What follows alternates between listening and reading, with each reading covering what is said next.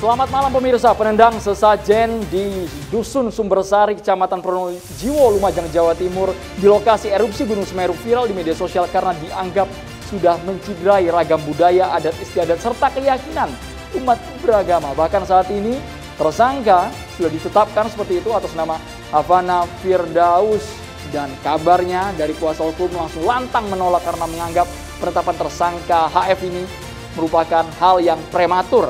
Ya, dan kalau kita lihat sebenarnya di lain sisi juga banyak masyarakat yang kemudian setuju dengan proses hukum yang begitu cepat dilaksanakan oleh Polda Jawa Timur, dan juga kalau kita lihat di sisi lain ada juga mengapa kemudian kita tidak bertabayun saja, diselesaikan secara baik-baik, dibina di sana.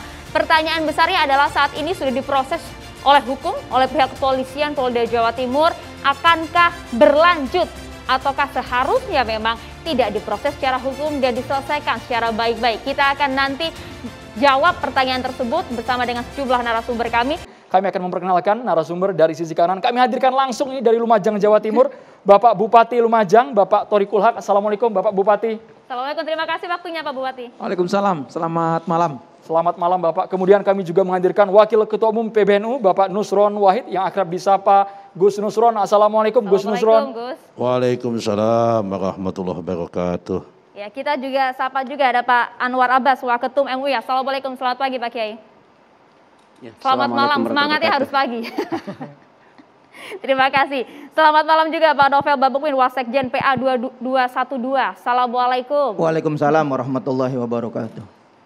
Dan juga kita sapa juga melalui sambungan Zoom, sudah hadir bersama kami, sudah terhubung ada Muhammad Habib Al-Qutbi, ini pengacara dari tersangka Havana Firdaus. Assalamualaikum, selamat malam. Waalaikumsalam, malam Mbak. Baik, kami ingin tahu Bapak Habib Al-Qutbi mengenai proses pemeriksaan yang saat ini sudah ditetapkan sebagai tersangka klien Anda, karena kami melihat Anda melihat bahwa proses hukum yang dijalani oleh Havana Firdaus ini prematur sejak awal. Seperti apa tanggapannya? Ya, berkaitan dengan penetapan tersangka oleh Polda Jatim, yakni Polres Lumajang, bahwa tidak ada panggilan sama sekali. Seperti itu, seperti layaknya orang yang disangkakan melakukan perbuatan tindak pidana, seperti itu. Sudah jelas dalam KUHP mengatakan di pasal 227 itu minimal 3 hari sebelumnya atau diperiksa harus dilayangkan surat, seperti itu. Ini tidak ada. Padahal pada utusan Polda Jatim datang ke rumah orang tua Havana Firdaus ini, kenapa tidak dititipkan surat aja di situ, seperti itu. Pasti akan datang lah. Nggak mungkin tidak akan datang kalau udah ada surat panggilan atau melarikan diri. Seperti itu. Dan kita juga kami udah janjian dengan Dir Introkam Polda Jatim juga untuk membawa HF ke Polda Jatim. Dan Pak Dir mengingatkan bahwa kalau bisa HF dibawa setelah pada asar aja ya. Seperti itu. Siap Pak Dir. Tapi nyatanya malamnya HF Havana Firdaus ini udah ditangkap jam 10.30 di Banguntapan. Seperti itu. Nah, inilah kenapa proses hukumnya, yakni hukum acaranya tidak dijalankan, seperti itu. Jangan-jangan yang lainnya juga begitu, gitu. Kekhawatirannya apa, Pak? Kekhawatirannya apa terkait dengan janggalnya kasus tersebut? Ya, kan kita punya hukum acara, Mbak, hukum acara pidana kan seperti itu. Jalankanlah pasal 227 itu, kalau udah ada panggilan, pasti orang akan datang, seperti itu. Kayaknya seperti contoh, mohon maaf nih, pimpinan saya dipanggil, datang, seperti itu. Ini Havana Firdaus tidak ada panggilan sama sekali. Dan saya sudah berstatement bahwa saya akan membawa Havana Firdaus ke Polda Jawa Timur juga. Gitu, Mbak. Tapi nyatanya besoknya udah tersangka, seperti itu. Belum diperiksa udah tetapkan tersangka. Belum diperiksa, Mbak. Baik, Pak Habib, kami ingin tahu, ini proses hukum yang ditangani pihak kepolisian ini atas laporan dari siapa? Apakah Anda sudah mengetahuinya? Dari kelompok mana? Ya, kalau dari laporan kemarin ketika diperiksa, ketika saya dampingi, yaitu saya tanya kepada penyidik bahwa laporan dari LBH Ansor Lumajang, seperti itu. Oke, kalau Anda melihat dari segi pasal yang disangkakan, 156 dan 158 KUHP, Anda menilai bagaimana? Sebenarnya sebenarnya di sini kalau dari pasalnya 156, kalau dari Polda mengatakan 156, 158. Tapi nyatanya pada saat pemeriksaan beda lagi yang diberikan Harfani Firdaus terhadap pasal yang diberikan ketika pemeriksaan. Ada pasal 45A ayat 2 junto pasal 28 ayat 2 Undang-Undang RI nomor 19 tahun 2016. Seperti itu, sama pasal 156 dan 156A, bukan 158, tidak ada 158. 156A sama 156 KUHP. Baik, kemudian Pak Al-Hudbi, ini juga keterangan yang sudah menyebar bahwa Hafana Firdaus ini melakukan aksinya spontanitas dan ada keyakinan tersendiri sehingga sesajen ditendang kemudian direkam. Ada penjelasan itu dari klien Anda? Ya, dari klien kami bahwa Hafana Firdaus ini sebenarnya niatan ke sana tidak ada niatan untuk menendang sesajen. Tapi ke sana menjadi relawan dengan rombongan terpisah.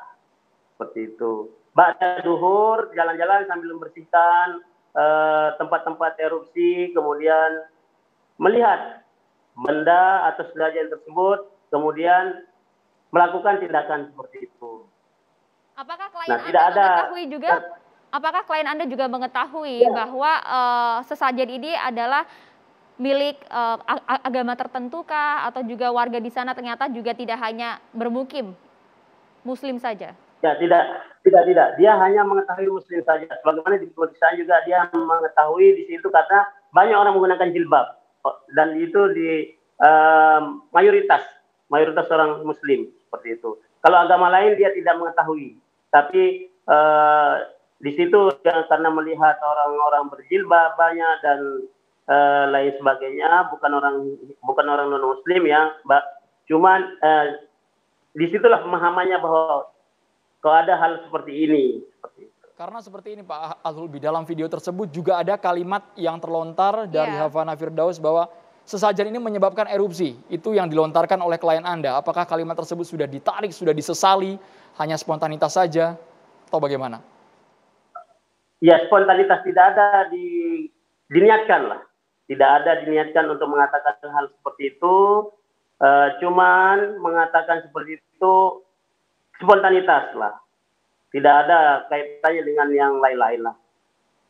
Ya, oke, baik, terima kasih Pak Habib Al-Kubi. Kalau begitu kita langsung minta tanggapan terlebih dahulu. Pemangku wilayah dari video tersebut sempat viral. Pak Bupati, pertama kali pada saat melihat video tersebut, mengenali tidak ini sosok yang ada di video ini siapa gitu? Saya begitu mendapatkan video ini pertama marah.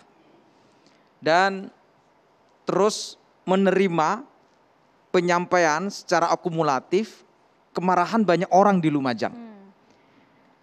Karena sekian waktu kita saat adanya bencana erupsi Semeru ini yang datang di Kabupaten Lumajang hampir secara keseluruhan atas nama kemanusiaan. Atas nama kesosialan kita untuk bersama-sama membantu masyarakat yang terdampak erupsi Semeru. Nah, saya mengakumulasi dari kemarahan banyak orang ini yang pada posisi ini harus segera diselesaikan. Tapi apa yang terjadi? Hilang orangnya. Berapa hari dia nggak menyampaikan terkait dengan penjelasan bahwa ini apa yang dimaksudkan, apa yang dia perbuat itu menciderai kami semua yang hidup damai di Kabupaten Lumajang. Yang tentu ya kami berpikir ini nggak ada etikat baik orang ini.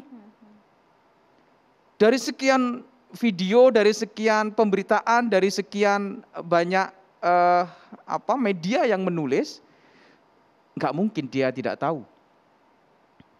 Atau kalau katakanlah tidak tahu, ngapain dia ngilang? Nggak ada Pak orangnya. Pak Bupati, kami juga ingin tahu juga apa ungkapan kegelisahan atau kemarahan dari warga Anda, umat Hindu di sana yang disampaikan langsung kepada Anda. Jadi kami ini hidup damai Mbak. Masyarakat Lumajang itu 98% Muslim. Kemudian yang Hindu itu 0,5% atau setengah persen. Ada. Di Lumajang ada suku Tengger. Di lereng Semeru itu sebagiannya adalah umat Hindu yang saya yakin kita semua paham terkait dengan beberapa identitas agama, sarana ibadah dari masing-masing agama.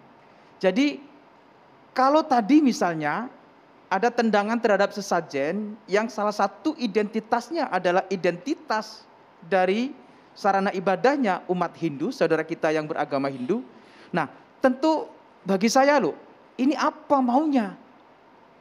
Saya berulang kali menyampaikan di banyak media bahwa ini nggak bisa begini. Saya Kalau mau penjelasan Hafana Firdaus atas nama keyakinan Pak Bupati tadi. Nah, itu yang kemudian bagi kami menambah posisi yang tidak sejuk. Kalau kemudian pada posisi argumentasinya adalah spontan karena keyakinan, loh, kalau begini caranya, ini nanti bisa perang saudara. Hanya pada posisi kita berbuat semaunya atas nama keyakinan masing-masing. Warga Anda responnya seperti apa? Marah.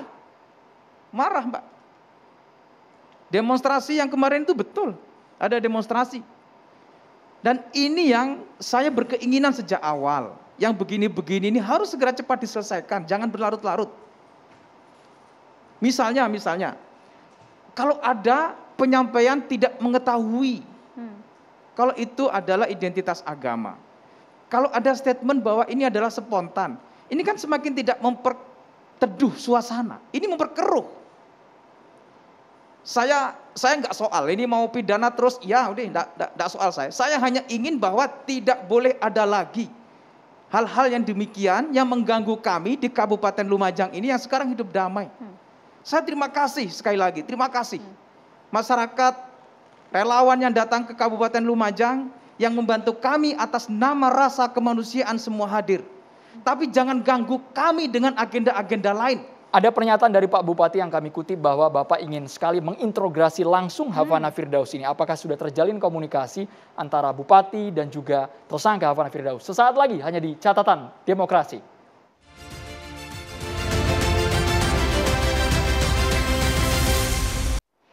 Iya, kita lanjutkan karena kita juga mendengar begitu ya bahwa Bupati Lumajang Pak Torik ini kemudian ingin bertemu langsung, bahkan ingin menanyakan. Nah, sebenarnya pertanyaan itu mungkin berhubung di sini ada pengacara Pak Bupati, mungkin ada yang ingin langsung ditanyakan kepada pengacara dari Hafana Firdaus. Silahkan. Pak Habib masih terhubung ya? Jadi ini Mbak, saya itu ingin tahu motifnya apa sih dia melakukan begitu? Dengan kehadiran dia datang ke Kabupaten Lumajang sebagai relawan. Atau jangan-jangan pikiran saya benar, tidak hanya sebagai relawan dia punya misi lain. Ideologisasi yang intoleran misalnya. Nah, saya mau kejar itu, apa maunya dia. Karena kalau tidak tuntas, ya kemarahan ini tidak reda. Saya berkeinginan ini segera reda. Dan kalau misalnya ada hal-hal yang disadari dengan pola pikir yang memang harusnya direkonstruksi dari pikiran-pikiran intoleran ini, kemudian meminta maaf. Nah, baru kita bisa bicara soal apakah ini punya mekanisme lain. Tapi bahwa kami sampai saat ini tidak menerima pernyataan yang melegowokan. Melegowokan itu pada posisi permintaan maaf yang betul-betul ada ketulusan. Statementnya biasa-biasa saja ya, minta maaf, begitu saja. Ayo dong, ini bicara yang benar. Mengenai motif gitu, Pak Bupati ya, boleh langsung dijawab terlebih dahulu sama Pak Al-Hudbi mengenai motif dari klien Anda ini sebenarnya apa? Itu pertanyaan dari Bupati, Pak Habib Al-Hudbi. Ya, terima kasih. Kalau motifnya memang dari Hafana Firdaus, setelah kita tanyakan, kita juga menginterogasi dan diskusi dengan dia, tidak ada sebenarnya motifnya. Seperti itu. Nah, dan kalau minta maaf, kemarin juga saya berinisiasi Pak Bupati Cak Turut Haq untuk mau menghubungi beliau. Seperti itu, untuk mau menyampaikan bahwa Hafana Firdaus ingin juga bertemu dan ingin minta maaf kepada warga Lumajang. Seperti itu, Pak Bupati Cak Turut Haq. Kemudian niat tulus juga akan disampaikan sama Hatfana Firdaus untuk minta maaf atas tindakan apa yang dilakukan oleh Hatfana Firdaus adalah ini adalah merupakan meresahkan warga Lumajang, seperti itu Pak Bupati. Sehingga kemarin saya sudah menghubungi Pak Bupati, Pak Jatuh Hak untuk bertemu, untuk menyampaikan dari keluarga, kemudian saya akan sampaikan seperti itu atas tindakan yang telah dilakukan oleh Hatfana Firdaus, seperti itu. Sebenarnya besok kita akan ketemu dengan Pak Bupati sebenarnya untuk menyampaikan hal seperti itu. Tanggapannya Pak Bupati? Silakan. Iya, Pak Habib sebagai pengacaranya berkomunikasi dengan saya, ya. Saya itu hanya ingin begini. Ini yang bersangkutan, ayo dong, dengan cara yang benar. Kalau dia meminta maaf, minta maaf dengan ketulusan. Dengan cara pandang yang diklirkan ke kami semua ini. Kita ini kan sedang pada posisi terus berpikir bahwa jangan-jangan ini benar orang ini intoleran di Lumajang. Karena sampai sekarang masih belum ada pernyataan yang menyejukkan kepada kami semuanya. Oke, pengacara menyampaikan, kalau pada proses-proses begini, ayo deh kita bicara soal kita sesama umat beragama deh. Sama-sama kita ini beragama yang teduh, yang moderat, yang sejuk. Saya sampai sekarang masih punya persepsi. Jangan-jangan ini datang dengan kelompok-kelompok yang tadi yang saya katakan itu. Kelompok-kelompok yang memang sengaja punya agenda lain. Saya mau tanya ke mereka. Tuduhannya cukup serius juga loh Pak Bupati. Loh, iya, saya mau tanya. Dia datang sebagai relawan atas nama siapa? Atas nama apa? Kelompoknya apa? Kan saya punya pikiran loh, kalau memang perilakunya begini, kemudian dia datang ke Kabupaten Lumajang atas nama relawan, dengan teman-temannya yang mungkin punya model yang sama, nah kan kami khawatir nih di Kabupaten Lumajang. Mbak, kita ini sudah hidup damai Mbak. Di Lumajang itu umat muslimnya ada NU, ada Muhammadiyah, sudah. Kami sudah beragama, berakidah Islamiyahnya ini sudah pada posisi benar kami berkehidupan yang damai, yang baik. Tidak ada yang saling membid'ahkan, tidak ada yang saling mengkafirkan, tidak ada yang saling intoleran, tidak. Makanya saya bilang berkali-kali jangan ganggu Lumajang, sudah. NU, Muhammadiyah, bagus sudah, nggak usah yang lain sudah. Oke. Kalau begitu, Bang Novel, ada tuduhan yang cukup serius, silakan Bang. Assalamualaikum warahmatullahi wabarakatuh. Waalaikumsalam. Baik, tadi kita sudah mendengarkan apa yang disampaikan tim pengacara daripada Hatfana Firdaus. Kita mengedepankan azas praduga tak bersalah, positive thinking. Itu harus kedepankan. Kenapa? Untuk merajut persatuan. Jangan kita berkomentar yang belum tahu maksud tujuannya sudah menjustifikasi atau memvonis. Karena vonis itu hanya wewenang daripada hakim nanti. Karena ini sudah masuk proses pengadilan. Seperti Hatfana Firdaus dan kita-kita ini boleh dikatakan nggak tahu situasi kondisi.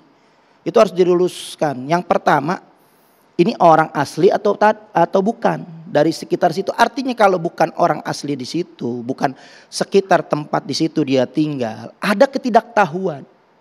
Ketidaktahuan ritual apa ini, apa memang orang-orang tadi disebutkan di sana bahwa di sana banyak komunitas Islam yang berjilbab, yang berhijab. Maksud dan tujuan mungkin dia ingin membersihkan kalau memang itu komunitas Islam daripada yang ada. Artinya harus memang dijaga keislaman itu. Indonesia ini berasaskan ketuhanan yang Maha Esa. Artinya keesaan Tuhan ini harus dijaga kemurniannya. Begitu juga jangan disekutukan. Begitu juga keesaan ini jangan diada kekuatan selain daripada Tuhan yang Maha Esa. Artinya ini beliau ini nggak punya rasa toleransi. Kalau kita sebagai umat Islam yang benar pasti tahu toleransi. Karena ketidaktahuan dipikir mungkin ini adalah bagian umat Islam yang menyimpang. Beliau meluruskan untuk meluruskan akidah. Jangan sampai tercampur adukan. Kalau ada toleransi kenapa ditendang Bang Novel? Ya makanya kan kita mau melihat ini harus didudukan tujuannya apa. Dia tahu atau tidak ada komunitas lain, ada kelompok agama lain, tahu atau tidak. Artinya jika tidak tahu kemudian hal ini dibenarkan. Kalau dia tidak tahu ini karena memang itu adalah meluruskan daripada akidah itu harus juga dihargai. Gitu. Karena kita melihat dengan cara-cara menendang, membuang. Kenapa? Karena memang ada cara-cara yang memang mungkin ya sangat membahayakan akidah. Itu harus mereka, saya rasa sih dia punya pikiran nih bukan bagian agama lain. Yang saya pikir husnuzon saya ini dia bukan ritual agama lain. Kalau ritual agama lain pasti nggak diganggu. Enggak, ini salah ini begini nih. Karena tadi jelas loh.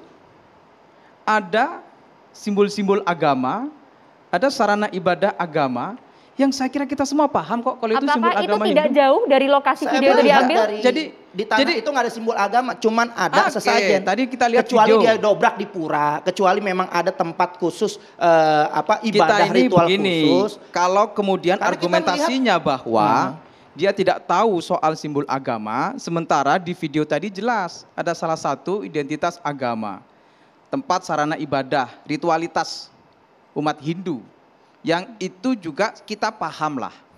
Jadi kalau ini argumentasinya begini, ya semakin memperkeruh. Kita ini kan berkeinginan begini, ini ayo sudah, ini kita jaga. Saya yang di Lumajang ini menjaga kedamaian, menjaga kebersamaan yang sudah tumbuh baik. Oke, dia orang Karena di kan luar Kabupaten betul, Lumajang, Yogyakarta. gitu kan? Keinginannya adalah untuk menjadi relawan. Nah, Hargai dulu itu, satu poin relawan itu adalah suatu kepedulian. Iya, saya persilakan datang itu ke artinya Lumajang positive thinking sebagai harus kita rasa kedepankan. kemanusiaan. Harus kedepankan dulu. Terima kasih. Nah, setelah itu kita harus tanya sama orangnya langsung, nggak bisa menjustifikasi. Makanya saya bikin ketemu. Ya makanya setelah ketemu itu klarifikasi kan bagus apa yang Anda sampaikan, ini klarifikasi. Klarifikasi ini harus didengar dulu. Iya. Apa yang selama ini dia sampaikan? Yang tahu tujuan dan maksud adalah pelaku. Informasinya Makanya juga baru hal duduk tersebut. jelas permasalahannya. Begini, saya sampaikan. Kenapa? Penangkapan beliau Kita ini juga dengarkan mengandung dulu kegaduhan. statement dari Kenapa pengacara. ada menggunakan jeda waktu ketidakadilan. yang Ini ada yang lama? tercerai loh, ada yang Oke. tercerai. Ada jeda waktu yang lama dari video yang viral itu 8 Januari. yang tidak terklarifikasi. Lo ngapain dia? Begini Cak Torik. Kita dengarkan dulu, silakan Pak Habib.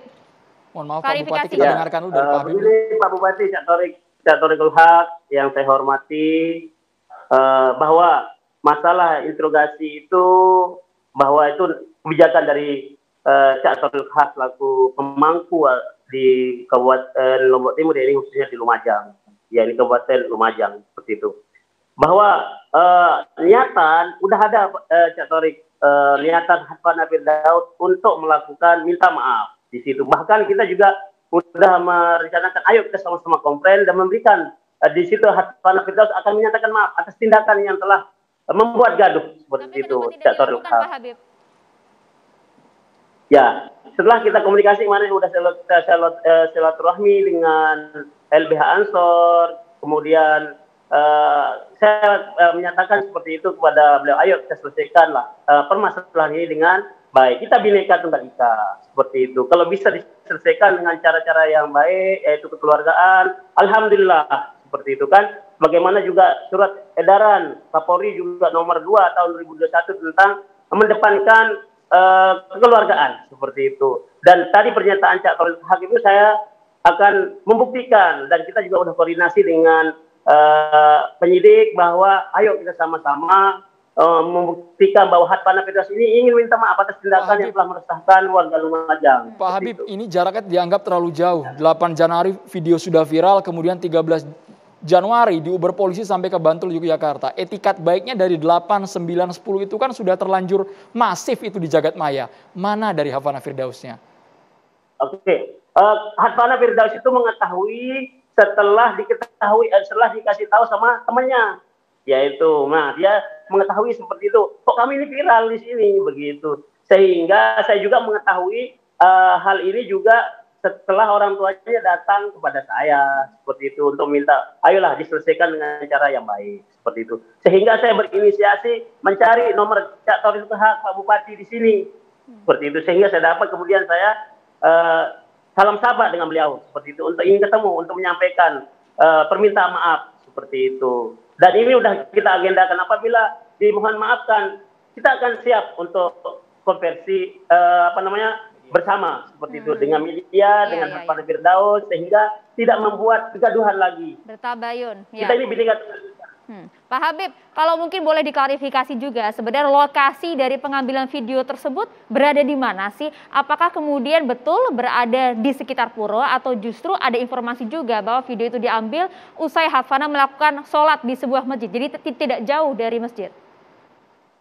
Ya, setelah melakukan sholat sehingga ikut bersih-bersih, ini niatnya datang ke sana, mohon maaf Pak Bupati Catrulak, niatnya datang untuk menjadi relawan 2 hari seperti itu. Sehingga sudah melakukan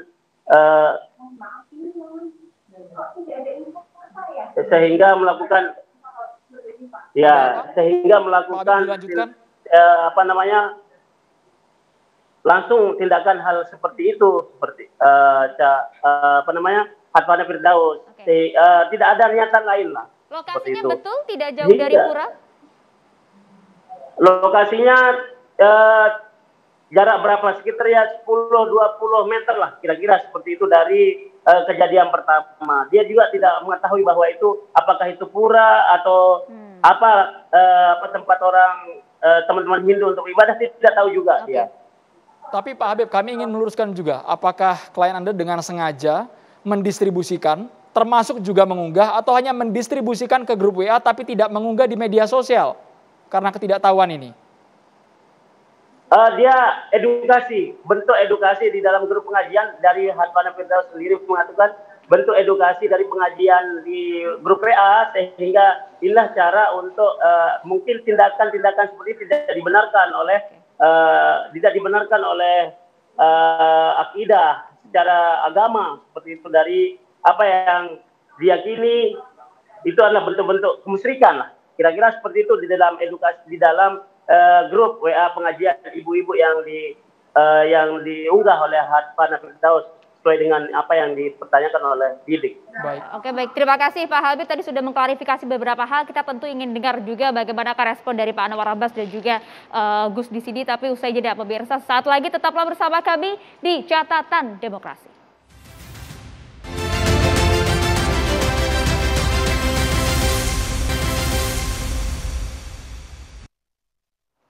Kita minta pandangannya dari Pak Nusron Wahid sebagai Wakil Ketua Umum PBNU, aksi spontanitas dengan landasan keyakinan yang dilakukan Hadfana Firdaus ini. Seperti apa Pak Nusron?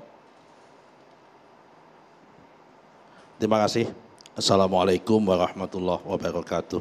Waalaikumsalam warahmatullahi wabarakatuh. Pak Anwar Abbas yang kami hormati, Pak Bupati dan Bapak-Bapak narasumber. Pertama-tama, saya mengapresiasi yang dilakukan oleh semua relawan, termasuk Hadfana Firdaus yang datang terpanggil jiwa kemanusiaannya untuk datang membantu sesama manusia dalam suasana duka, suasana bencana di Gunung Semeru di Lumajang. Nah, karena topiknya pada malam hari ini adalah penendang sesajen haruskah dipidana? Kemudian ditambahi dengan tadi oleh Syarifah Maria Asegaf mengatakan atau diajak bicara. Saya berkesimpulan bahwa bisa dua-duanya. Penendang sesajen ini bisa juga diajak bicara atau juga bisa dipidana. Tergantung kita akan menempatkan ini kayak apa. Nah, pertama kita coba tempatkan begini. Membantu kemanusiaan datang dari jauh itu adalah niat yang baik, adalah panggilan kemanusiaan. Tetapi sekali lagi diingat, menyakiti perasaan orang lain itu juga bagian juga menyakiti kemanusiaan. Itu juga jauh dari kemanusiaan. Jadi dalam posisi seperti ini, Saudara Hadfana Firdaus itu pada satu sisi impas. Dia datang niat untuk kemanusiaan menjadi relawan itu baik, poin 1. Tapi poinnya itu menjadi hilang.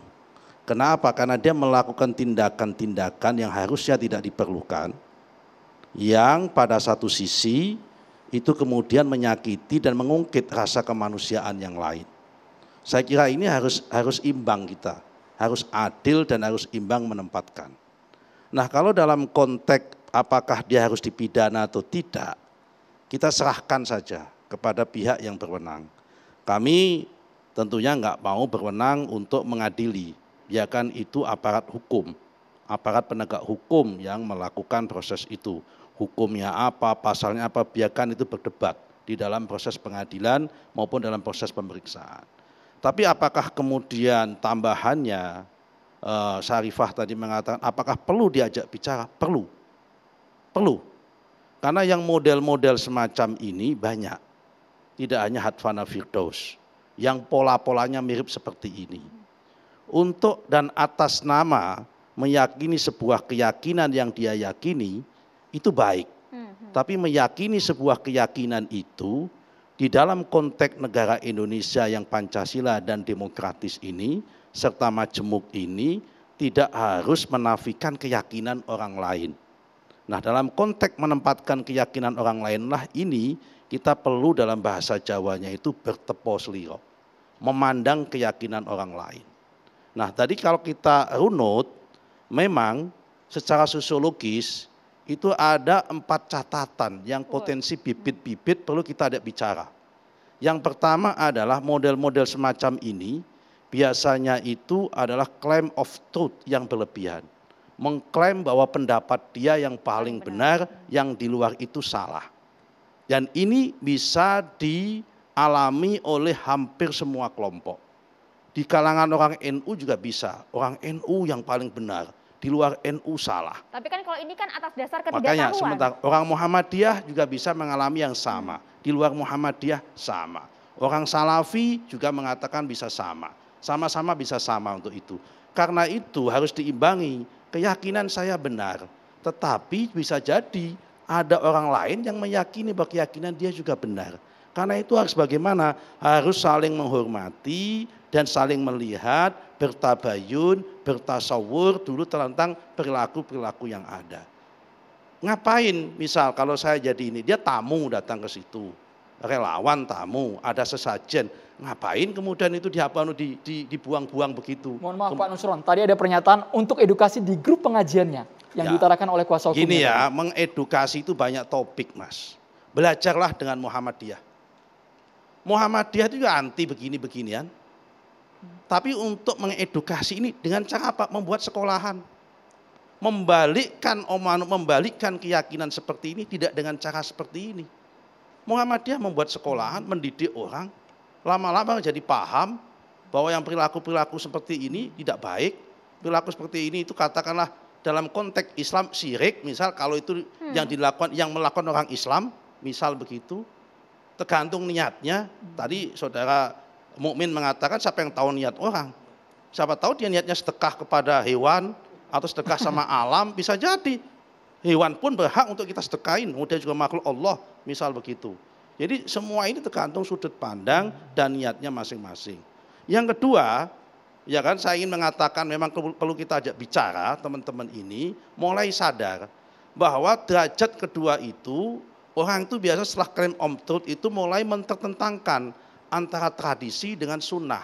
Seakan-akan ini sunnah, ini tradisi. Seakan kalau tradisi itu jauh dari sunnah. Nah ini mulai kita kolaborasikan, kita dialogkan. Yang nomor 3, lama-lama kalau penyakit ini nggak diatasi, naik 1 derajat lagi. Apa naiknya? Mempertentangkan hukum negara dengan hukum agama. Padahal belum tentu hukum negara itu bertentangan dengan hukum agama. Bisa jadi kompatibel saling mengisi. Nah biasanya kalau ini nggak segera diatasi, naik derajat keempat. Dia menjadi radikal. Nah fenomena inilah disebut dengan soft radikalism.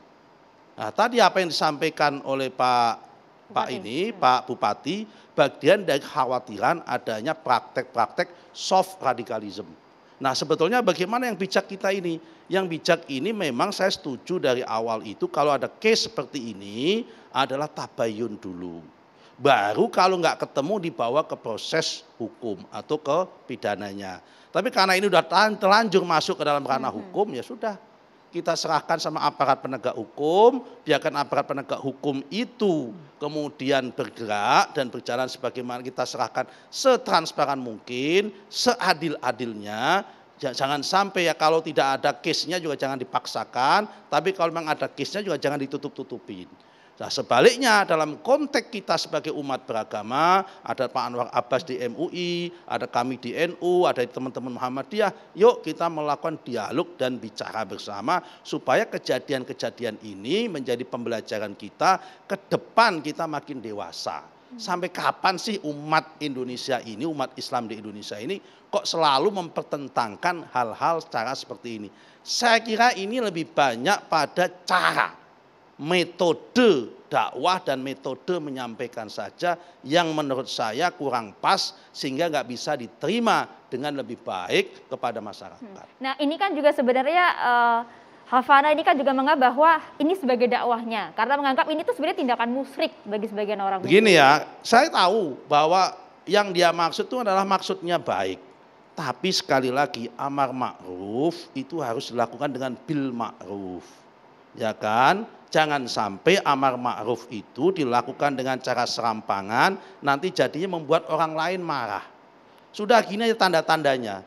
Kalau ada niat amar ma'ruf, niat baik, kok ada reaksi negatif dari orang lain, itu berarti apa? Metodenya kurang pas. Baik Pak Nusron. Itu rumus. Soalnya tadi ada bagian yang mengkhawatirkan Pak Nusron, ini perlu juga diketahui Pak Anwar, bahwa kalau kadarnya sudah naik masuknya soft radikalisme. Pak Anwar Abbas mungkin ikut menanggapi juga Pak Anwar Abbas di segmen ini.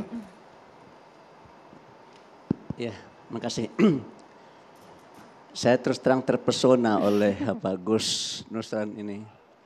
Ternyata setelah beliau jadi wakil ketua umum PBNU lebih arif saya lihat. Lebih bijak ya. Lebih bijak ya. Dan bahkan beliau memuji Muhammadiyah ya. Oleh karena itu saya juga memuji NU. Karena apa yang beliau sampaikan menurut saya ya sangat solutif ya. Kesan saya ini, kesan ya. Yang diinginkan oleh Pak Bupati itulah adanya permintaan maaf yang tulus. Gitu ya. Dan Pak Gus Nusron tadi juga ya sebenarnya agak lebih mengutamakan dan mengedepankan jangan terlalu cepat mengedepankan pendekatan hukum, kesan saya ya. Istilahnya tadi restoratif justice ya, restoratif justice. Nah, cuma yang belum dilaksanakan dan terlaksana dialog itu ya, pertemuan itu belum ada gitu. Oleh karena itu menurut saya sebaiknya mungkin barangkali ya kita minta pihak kepolisian untuk mengendapkan dulu persoalan ini ya. Karena masalah ini menurut saya belum sampai ke pengadilan, belum dilimpahkan ke pengadilan. Kalau nggak salah ini belum dilempar ke pengadilan, ke kejaksaan ya, belum kan? Jadi artinya sebelum diserahkan kepada kejaksaan masih bisa diapakan? Ada peluang untuk bagi kita bagi melakukan restoratif justice ya. Dan kesan saya ya, ini maaf nih Pak Bupati, kesan saya ini adalah Pak Bupati ini sangat ingin ya daerahnya itu ya masyarakatnya hidup aman, tentram dan damai gitu ya. Dan setelah saya itu tugas mulia ya. Jadi Pak Thoriqul Haq ini memang cocok lah dengan namanya ya. Orang yang mendepankan kebenaran gitu. Oleh karena itu saya terus terang saja ya. Di negeri ini menurut saya ada sebuah masalah ya. Kalau ada masalah itu langsung dijerat dengan pasal dan ayat-ayat dalam undang-undang gitu ya. Kalau menurut saya ya sebelum kita melakukan pendekatan hukum ya. Akan lebih baik mungkin barangkali melakukan pendekatan dialog yang seperti disampaikan juga oleh Gus Nusron Tabayun. Itu dialog ya, bertukar pikiran gitu. Oleh karena itu saya minta sama Pak Bupati supaya semuanya enak ya. So kalau udah bicara tentang hukum tuh pasti ujungnya menang kalah. Nggak ada enggaknya itu, pasti menang kalah. Ada yang menang, ada yang kalah. Tapi kalau pendekatan dialog itu win-win solution menurut saya ya. Jadi oleh karena itu saya minta sama Pak Bupati supaya minta pihak kepolisian untuk menahan terlebih dahulu. Kemudian Pak Bupati mengundang pihak-pihak yang terkait ya, terutama teman-teman kita, saudara kita dari Hindu ya, untuk berdiskusi, berdialog. Dan menurut saya kalau seandainya ini bisa Pak Bupati lakukan, ini bisa menjadi modal bagi seluruh daerah di negara yang sama-sama kita cinta ini. Jadi bagi saya ya, inilah yang sering saya sampaikan dalam beberapa kritik saya, kenapa kok kalau ada masalah langsung polisi yang turun tangan.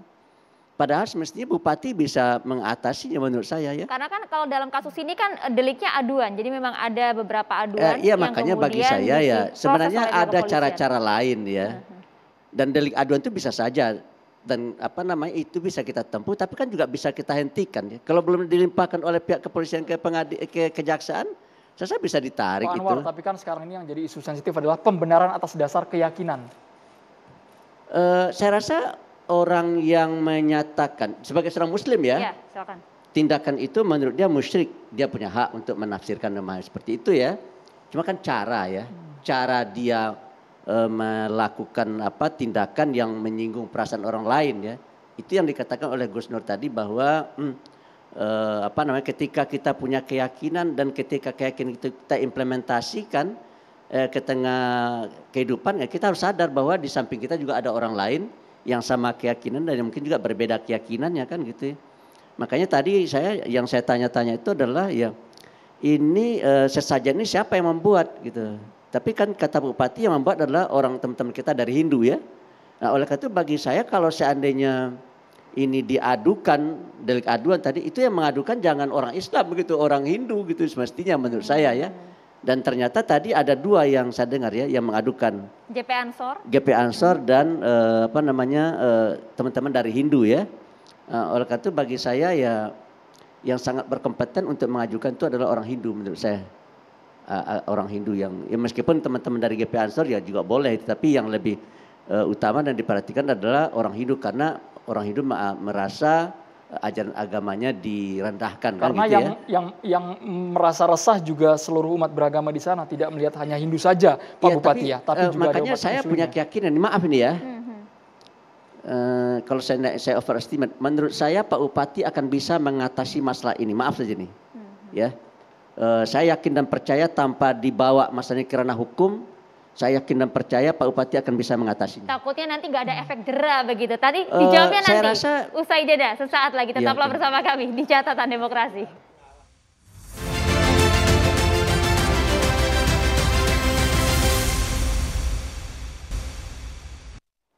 Ya, sebelum kita lanjutkan kembali begitu ya, kita bahas terlebih dahulu ada beberapa hal yang juga sempat panas di media sosial begitu ya. Kalau kita lihat kemarin Gubernur Anies Baswedan melalui Instagramnya sempat kemudian mengupdate informasi. Nah ini saat mengundang band Nidji untuk cek sound di Jakarta International Stadium yang katanya kalau misalnya dilihat begitu ya statement dari komentar Bapak Anies Baswedan di Instagramnya adalah kalau boleh saya bacakan. Spektakuler melihat penampilan band Nidji saat uji coba sound system JIS semalam. Sambil inspeksi 93% ketuntasan pembangunan stadion. Katanya gak ada sumbang-sumbangnya suaranya. Ngomongin sumbang Maria ya, karena pengamat politik juga mengatakan, ada Ujang Komarudin yang mengatakan ini bentuk kritikan Anies ke Giring Ganesa. Meskipun ada tweet dari Giring Ganesa dengan isi jangan kau dengarkan suara sumbang, Oktober bakal ada yang tumbang. Setahu kami Oktober itu Gubernur Anies masa jabatannya selesai. Apakah ke situ kan arahnya belum ada yang tahu. Ini masih tanda tanya karena pengamat politik sudah spekulasi yang mengarahkan kedua hal itu ya. Berbicara mengenai Jakarta International Stadium yang juga heboh selama 2 hari ini kan. Ini gara-gara stadium sama stasiun mirip-mirip ya, jauh ya, sebenarnya jauh ya. Ini juga ada yang lagi viral juga, tapi bukan di tanah air, di Penang, Malaysia. Pencuri kotak amal yang diperlakukan bak jenazah. Ini yang kemarin juga sempat viral. Ini adalah video yang viral yang kemudian mendapatkan berbagai kecaman dari media sosial. Ini masih hidup loh ya. Maling ini dimandikan di atas pemulasaran bak jenazah yang akan segera dikafani. Ya, saat maling dibaringkan, seorang pria bersorban menghampirinya dan mengucurkan air keran sedikit demi sedikit ke tubuh pencuri. Kalau sudah video viral seperti ini, jangan-jangan jadi inspirasi buat pencuri kotak amal yang ada di tanah air nih biasanya. Biasanya mudah latah ya gitu ya masyarakat Indonesia begitu ya. Ini supaya apa gitu ya? Apakah ya, kapok, efek jerah atau apa ya Maria ya? Nah tapi kalau begitu kita tadi sudah melihat beberapa informasi, tapi yang kemudian juga sesuai dengan tema kita pada malam hari ini. Kalau tadi ditanya permintaan maaf yang tulus dong dari pelaku kalau kata Pak Bupati. Kita punya videonya ini. Nah sebenarnya sudah ada permintaan maaf. Kita lihat cukup tulus tidak menurut Pak Bupati begitu ya? Kita lihat bersama-sama. Oke, monggo. Ya, kepada seluruh masyarakat Indonesia yang saya cintai. Kiranya apa yang pernah kami lakukan dalam video itu dapat menyinggung perasaan saudara, kami mohon maaf ya sedalam-dalam. Gimana Pak Bupati, izin sudah cukup tulus atau belum? 13 detik tadi Pak durasinya. Ya, itu yang kemarin kita jadi semacam perbincangan. Yang tadi disampaikan oleh Yai Anwar Abbas itu sebenarnya positioningnya sudah pada positioning yang harus ditindaklanjuti untuk supaya hal-hal yang masih mengusik di masyarakat itu tersampaikan klarifikasinya. Misalnya soal ini menjadi penyebab bencana. Ini menjadikan murka Allah misalnya. Nah, statement-statement yang demikian ini ya harus disampaikan dengan cara pandang untuk kita semua bisa mendapatkan penjelasan. Apa sih kok begitu? Kan kami ini yang di Lumajang harus juga menjaga dari sekian kehidupan keberagamaan kami yang hari ini bagus, damai, saling memahami. Apalagi kami misalnya punya tempat ibadah di Kecamatan Senduro untuk umat Hindu. Kita punya pura Mandaragiri Semeru Agung. Itu pura yang dituakan oleh umat Hindu yang saudara-saudara kita, umat Hindu yang ada di Bali, beribadahnya untuk keagungan mereka semuanya, itu ke Lumajang. Nah, kami yang sudah hidup enak, hidup nyaman, hidup baik ini, tidak ingin ini menjadi hal-hal yang mengusik. Nah, karena itu ayo dituntaskan semuanya, diselesaikan semuanya. Supaya ini juga tidak terjadi lagi hal-hal yang demikian. Juga supaya kalau ada kebencanaan di mana lagi, di tempat yang lain, tidak terjadi yang demikian-demikian ini. Supaya tidak terulang lagi, Bang Novel. Baik, seperti tadi awal yang saya katakan juga awal daripada pembawa acara kita ini mengenai daripada kok begitu cepatnya proses hukum dilakukan. Saya berharap ke depan untuk bisa diselesaikan permasalahan ini sesuai dengan instruksi Kapolri surat edaran 19 Februari 2021 tentang restoratif justice. Dan itu ternyata instruksi ini juga diturunkan langsung melalui daripada Presiden diturunkan kepada Kapolri. Nah, saya berharap untuk bisa mengedepankan ini secara umum, secara global, bukan dalam hal ini saja. Karena kalau kita terus berkutat, terus pelaporan demi pelaporan ini nggak kelar-kelar. Nah, dengan pelaporan ini bermuaranya nanti dibawa-bawa diseret-seret dengan kepentingan politik. Tujuannya sebenarnya efek jera. Kalau efek jera seharusnya sudah lama ditegakkan karena masih ada pelaku-pelaku yang lain. Seperti Sukmawati yang melakukan, sudah dilaporkan melakukan penistaan agama, datang ke MUI, diminta maaf, dimaafin. Seperti selesai, cuman ada enggak efek jera di situ, melakukan perbuatan yang lagi.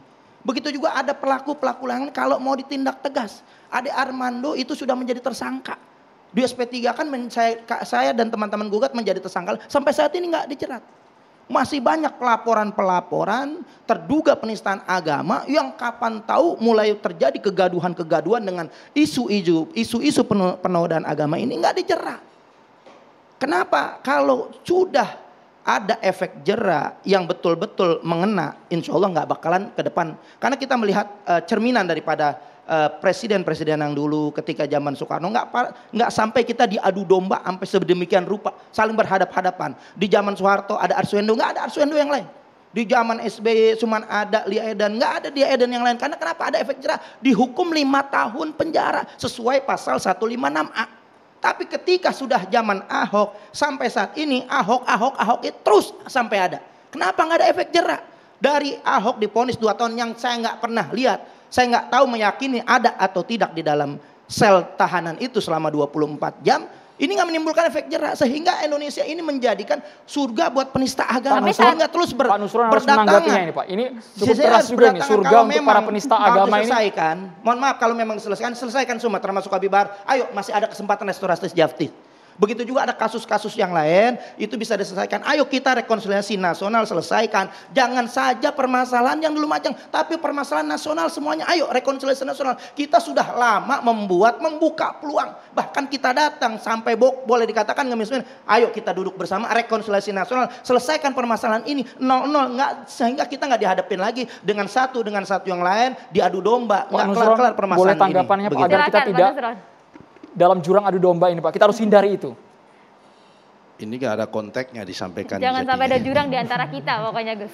Ya intinya begini ya, kalau sekali lagi ya, kalau soal masalah pidananya sekali lagi, masalah ini kita serahkan sama aparat penegak hukum. Biarkan mereka bekerja. Kalau memang kita mau menyerahkan masalah ini kepada aparat hukum. Karena kita sudah kadung ada masuk ke situ. Tapi kalau memang ada proses lain silahkan dilakukan proses dialog ke situ. Tapi kalau kemudian dikatakan bahwa Indonesia ini menjadi lahan suburnya orang untuk menistakan agama, saya kira ya tidak. Ya lebih banyak kita ini hidup ini kejahatan. Kalau memang jahat ya jahat, kalau memang salah ya salah lah. Kalau kita fair-fair saja, nggak usah kemudian satu masalah itu ditarik kepada masalah-masalah yang lain yang belum tentu ada relevansinya. Itu yang pertama. Yang paling penting dari kasus ini itu satu, ini adalah pembelajarannya saja kita ambil. Ini mau diapain lagi? Wong udah kejadian. Nah sekarang kita ambil pembelajarannya apa? Pembelajarannya adalah semoga kita semua ini kaum agamawan, orang yang niatnya baik itu melakukan dengan cara-cara yang baik. Orang yang berdakwah itu melakukan dengan cara-cara yang baik, tidak menyinggung kelompok-kelompok lain maupun menyinggung orang lain. Karena masing-masing mempunyai keyakinan yang berbeda-beda dan pemahaman yang berbeda-beda. Kami tidak punya kepentingan maupun tidak punya credential standing untuk mengatakan ini salah, ini benar. Itu semuanya masing-masing mempunyai standing. Udah kita serahkan aja kalau memang ini masalahnya hukum kepada hukum positif di Indonesia. Kalau memang masalahnya itu masalah keyakinan beragama, kembalikan kepada masing-masing individunya. Masing-masing individunya mempunyai keyakinan sendiri, mempunyai sandaran dalil sendiri, yang penting tidak mengganggu dan tidak menyakiti yang lain. Saya kira fokus kalau di situ. Ya kan, supaya apa? Energi umat ini tidak habis, energi bangsa ini tidak hanya habis digunakan untuk isu-isu semacam ini. Kita masih terlalu banyak, apalagi di tengah-tengah isu bencana, isu COVID, isu macam-macam yang seperti ini, kemiskinan di mana-mana, pengangguran di mana-mana, PHK di mana-mana. Kita butuh energi positif untuk menopang ini semua supaya apa, situasi kondusif, ekonomi tumbuh, rakyat sejahtera, kita pun umat beragama, ibadah pun menjadi tenang. Pak Nusron juga melihat tidak ada pilih kasih dalam kasus-kasus yang berkaitan dengan ini, dengan penistaan agama. Saya tidak bisa melihat itu ya, biarkan masyarakat itu punya impresinya masing-masing kalau soal itu. Ya kan, kalau saya pribadi mengatakan, ya Ahok saya tengok waktu di penjara teman saya, ya kan ditengok memang dia ada di penjara, nginep di situ. Saya datang pagi-pagi dia di situ, saya datang malam dia ada di situ. Kalau dikatakan nggak pernah di penjara. Soal penjaranya enak apa nggak enak saya nggak ngerti lah, pokoknya ada di penjara dia begitu. Tapi kalau yang lain saya nggak ngerti case-nya, saya nggak ngikutin jujur aja. Karena urusan saya ini banyak, nggak mungkin saya ngikutin yang case yang ecek-ecek begitu ini. Saya kira Pak Anwar Abbas juga sama pikirannya dengan saya kayak begitu. Silakan Pak Anwar Abbas. Saya ingin menyampaikan begini.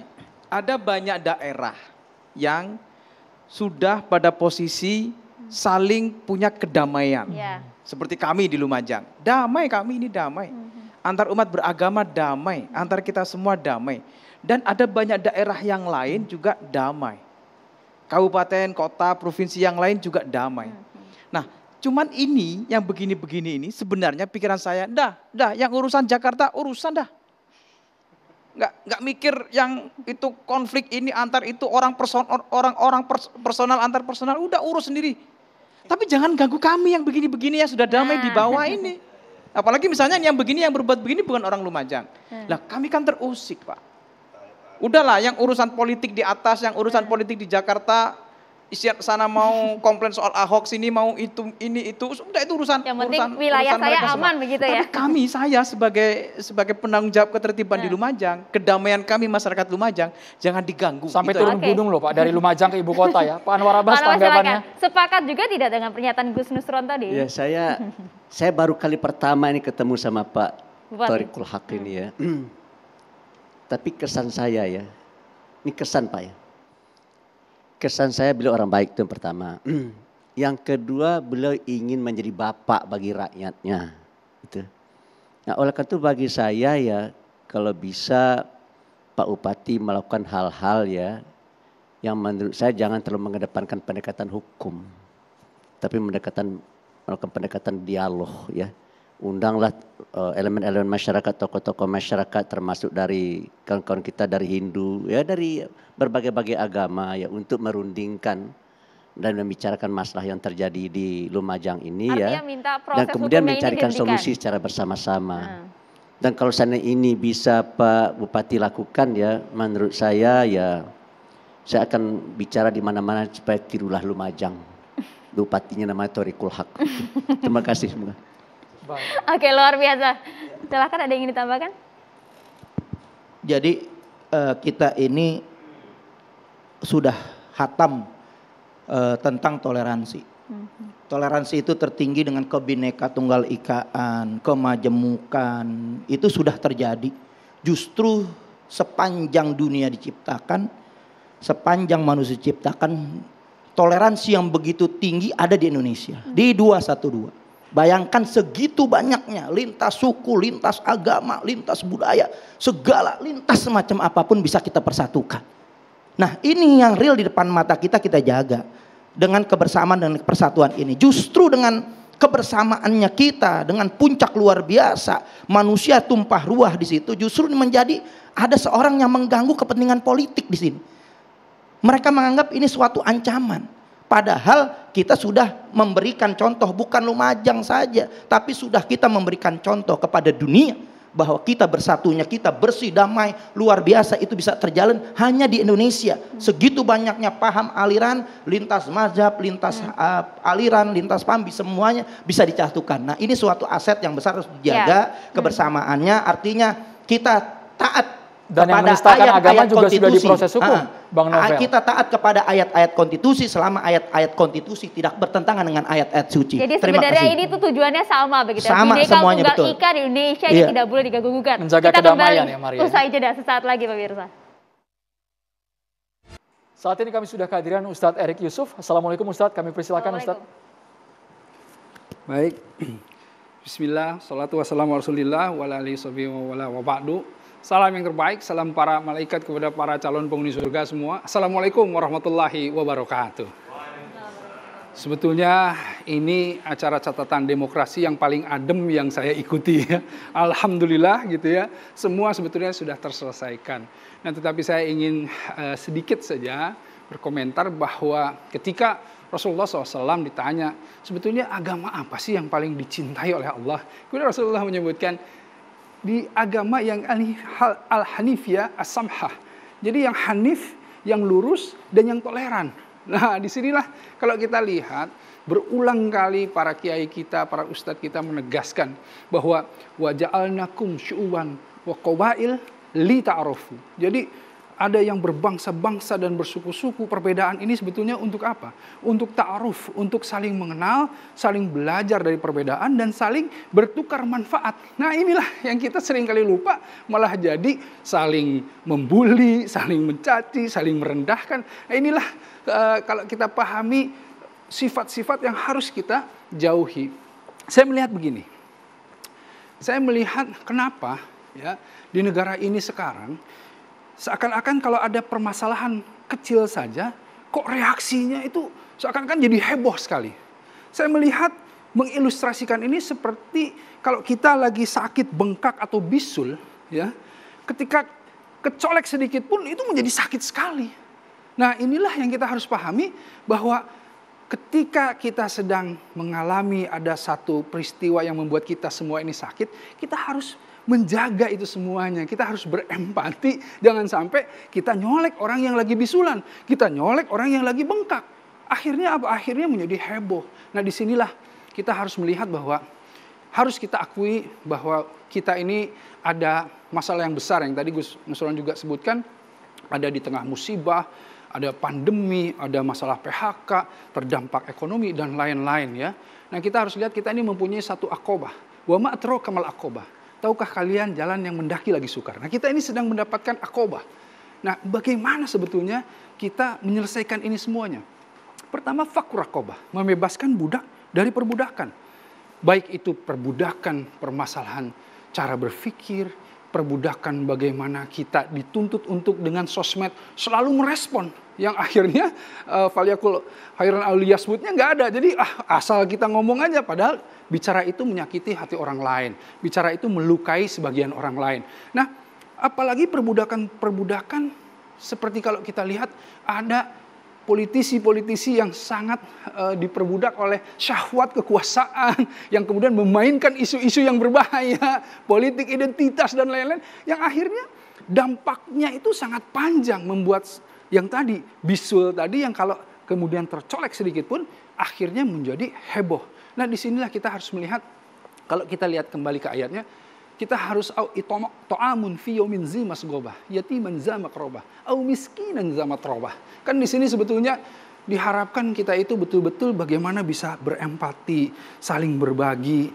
Kita dalam kekurangan tetapi melihat prioritas mana yang lebih kekurangan yang harus kita kemudian tolong. Kemudian kita lihat yatiman za maqrabah itu bagaimana yatim, keadaan kondisi orang sebagian golongan yang lemah yang harus kita kemudian rangkul gitu ya.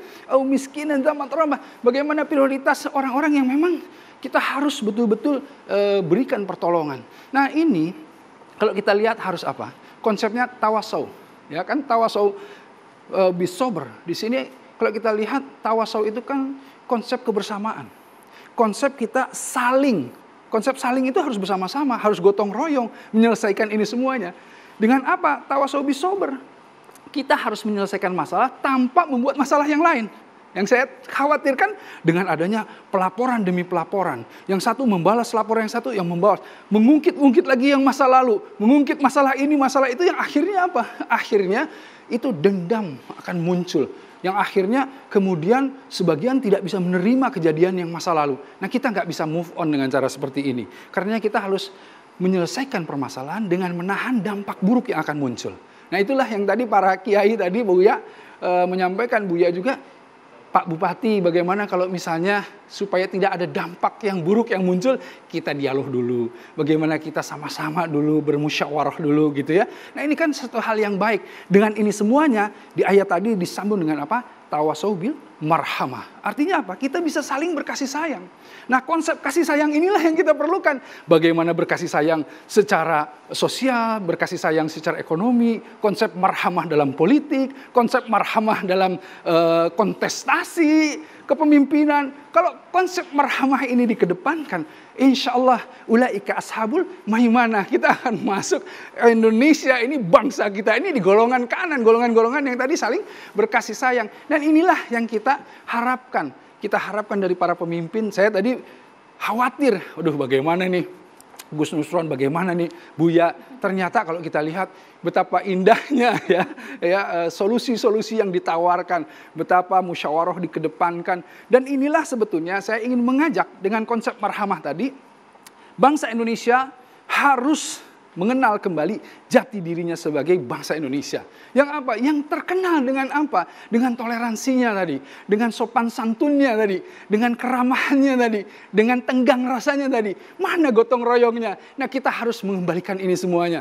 Anak-anak kita harus tahu betapa kakek moyang buyut kita itu semua sudah memperjuangkan ini dan berhasil menampakkan yang namanya keindahan konsep marhamah atau saling berkasih sayang yang bisa menyatukan kita dari Sabang sampai Merauke agar supaya menjadi bangsa yang besar. Insya Allah semoga semuanya ikut di dalam konsep marhamah ini. Amin. Itu saja dari saya. Assalamualaikum warahmatullahi wabarakatuh. Waalaikumsalam warahmatullahi wabarakatuh. Terima kasih Bang Ustadz Erick Yusuf, Pak Anwar Abbas, kemudian Bang Novel Bang Umin. Terima kasih sudah hadir. Terima kasih juga atas waktunya Pak Bupati Lumajang, Thoriqul Haq, dan juga Waketum PBNU Gus Nusron. Terima kasih atas waktunya dan juga kami ucapkan terima kasih pemirsa. Kita akan bertemu lagi minggu depan di catatan demokrasi. Sampai jumpa.